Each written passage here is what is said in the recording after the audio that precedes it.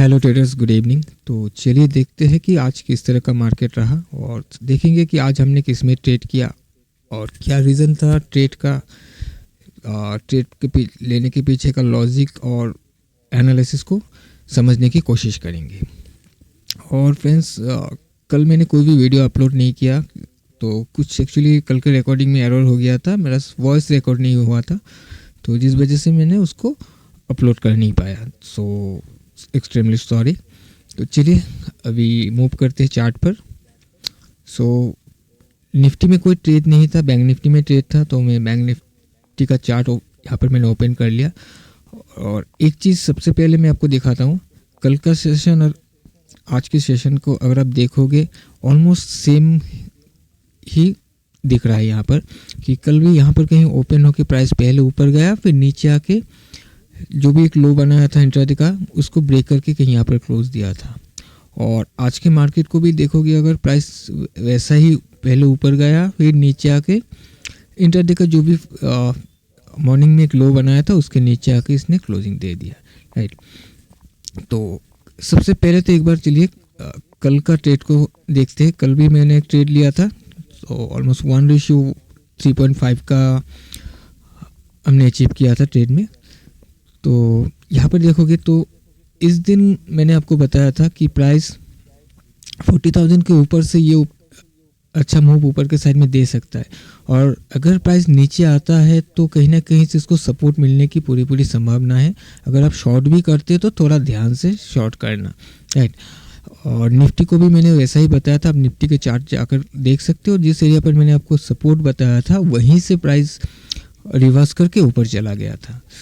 Okay, सो इस दिन में मेरा ट्रेड लेने का क्या रीज़न है, इसको एक बार समझने की कोशिश करते हैं। मैंने कुछ इस एरिया में ट्रेड लिया था। तो सबसे पहला तो देखिए, इसने गैप डाउन ओपन हुआ था। तो जब ये गैप डाउन ओपन हो रहा था तो तभी मुझे लग गया था कि कहीं ना कहीं हो सकता है एक क्विक ट्रेड, यानी कि मॉर्निंग में हमें एक ट्रेड मिल सकता है ऊपर साइड के लिए, राइट। इसके पीछे का क्या रीज़न है मैं आपको ये समझाने की कोशिश कर रहा हूँ, थोड़ा ध्यान से समझिएगा। कि प्राइस को देखिएगा, थोड़ा सा मैं इसको स्क्वीज कर लेता हूँ। प्राइस कहीं से नीचे से चलते हुए ऊपर जा रहा है, राइट। यहाँ पर पॉज किया। अब चढ़ते हुए मार्केट में जब आप देखोगे कि स्टॉक हो चाहे इंडेक्स ही हो, गैप डाउन अगर ओपन हो जाता है तो यहाँ पर दो सिनेरियो हो सकता है। पहला कि अब इस रैली में जिसने भी पार्टिसिपेट नहीं किया, कहीं ना कहीं वो यहाँ पर एंट्री करने की कोशिश करेंगे। अगर ऐसा होता है तो प्राइस ऊपर के साइड में चलना स्टार्ट होगा। और दूसरा सिनेरियो ये हो सकता है, जो भी पहले एंट्री करके बैठा हुआ है ऊपर कहीं, तो वो वहाँ पर ट्रैप हो सकता है, वो निकलने की कोशिश करेंगे। अगर वो निकलने की कोशिश करता है तो प्राइस नीचे चला आएगा। अब ये दो ही सिनेरियो हो सकता है। अब उसी चीज़ को आपको समझना है, मार्केट ओपन होने के बाद किस तरह से बिहेव कर रहा है। देखिएगा, अगर प्राइस गैप डाउन ओपन होने के बाद अगर इसको नीचे आना होगा तो सबसे पहला तो एक चीज़ ध्यान में रखिएगा, प्राइस आपको मौका ही नहीं देगा सेल करने के लिए।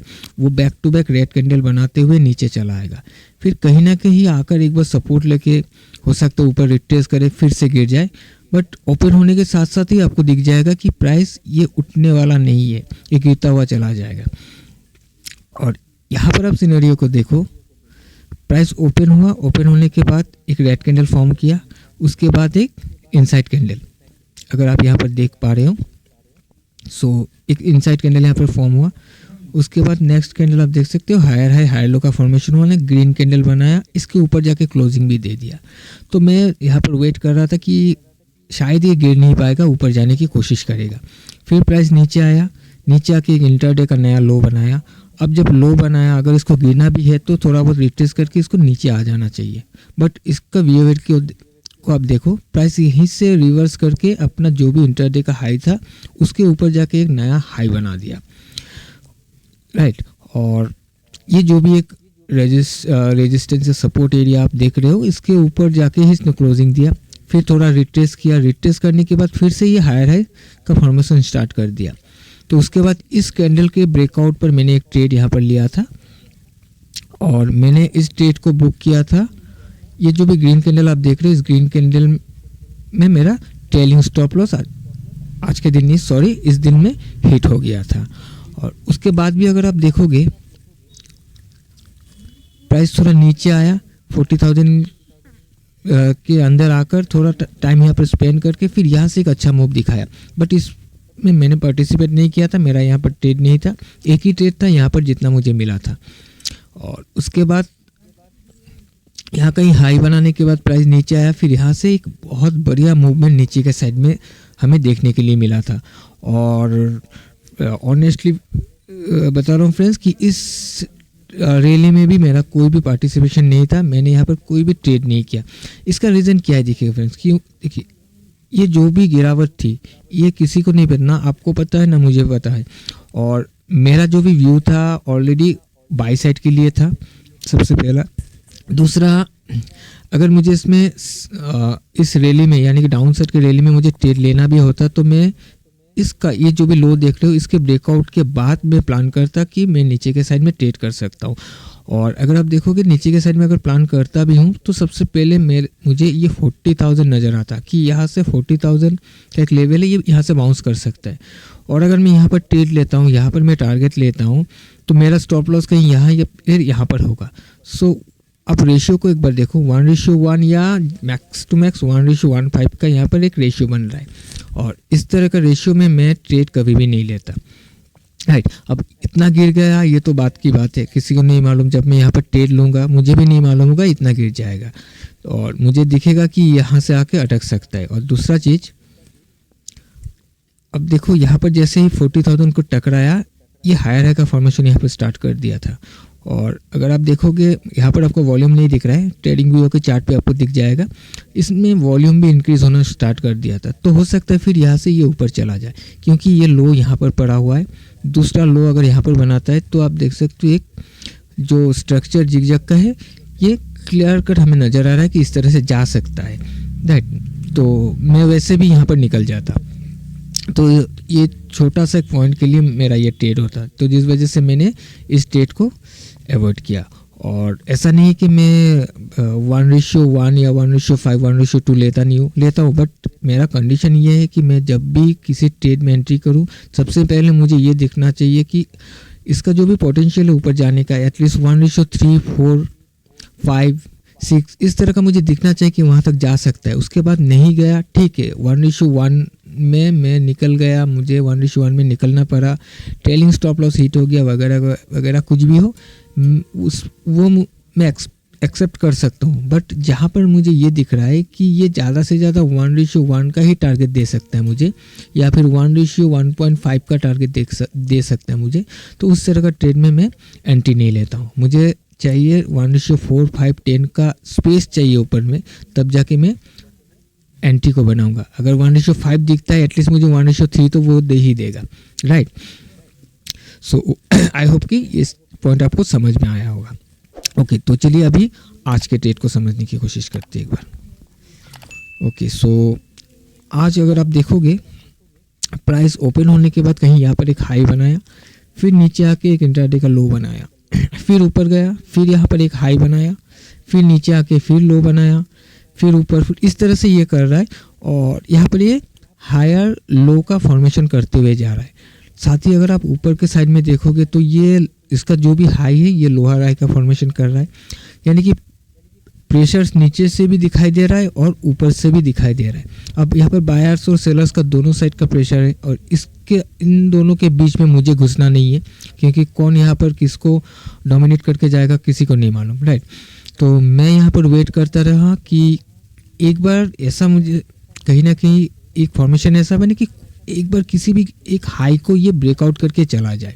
अब तक ब्रेकआउट नहीं कर रहा था, ये हाई नीचे है, ये लो नो डाउट ऊपर जा रहा है। अगर एक बार हाई को ब्रेक करता है तो मैं ट्रेड लेने की कोशिश कर सकता हूँ।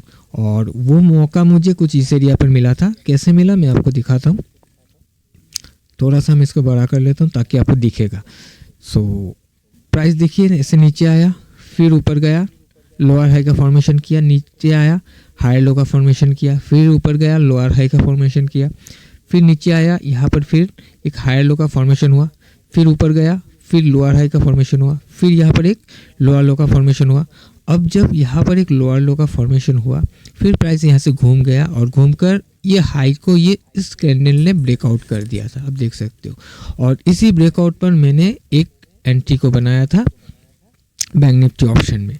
और मैंने जो क्लोज़ किया, टू बी वेरी ऑनेस्ट, कि मैंने इस ग्रीन कैंडल का जब ब्रेकआउट कर रहा था रेड कैंडल ने, तभी मैंने क्लोज़ कर दिया था। इसका क्या रीज़न है, मैंने यहाँ पर क्लोज़ किया।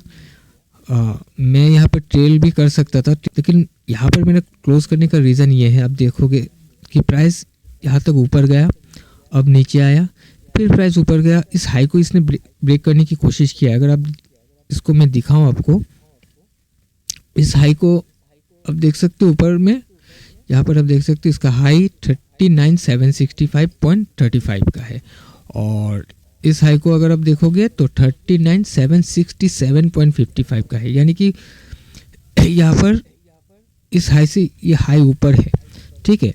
और जब ये ग्रीन कैंडल बना, अगर उसको ऊपर जाना होगा ना, तो इसी के बाद और एक ग्रीन कैंडल बना के इसको ऊपर चला जाना चाहिए था, क्योंकि यहाँ पर ऑलरेडी टाइम स्पेंड कर चुका है और इसको नीचे आना नहीं चाहिए। तो ये नीचे क्यों आ रहा है? जब ये नीचे आया, नीचे आकर ये ट्रेड करने लगा, तो कहीं ना कहीं मुझे लग रहा था कि हो सकता है फिर से ये रिट्रेस करके नीचे आ जाए। अगर रिट्रेस करके नीचे आएगा, हो सकता है फिर से ऊपर जाए, बट मेरा जो भी प्रीमियम था वो घटना स्टार्ट हो जाएगा। और वैसे भी फ्राइडे था, मैंने आपको पहले भी बताया है, फ्राइडे को थोड़ा सा मैं इग्नोर करके चलता हूँ या फिर ट्रेड भी करता हूँ, तो क्विकली एग्जिट करने की कोशिश करता हूँ, क्योंकि वहाँ पर प्रीमियम खाने का काम ज़्यादा होता है।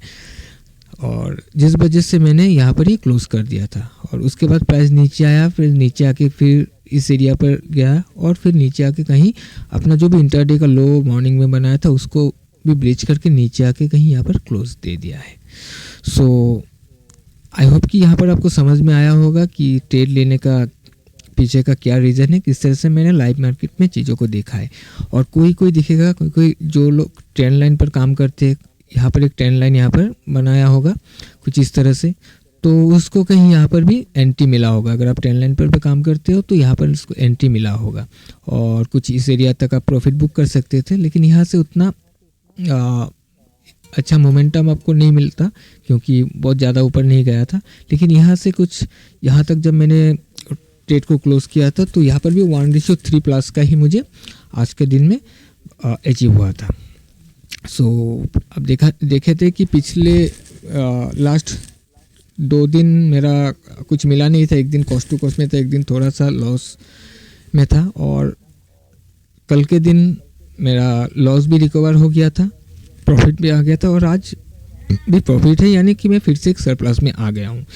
सो चलिए, आज का वीडियो इतना ही था, और जो भी एनालिसिस का वीडियो होगा वो मैं नेक्स्ट वीडियो में शेयर कर दूंगा कि मंडे को हम क्या कर सकते, किस तरह से प्लानिंग करेंगे। तो आज के लिए इतना ही।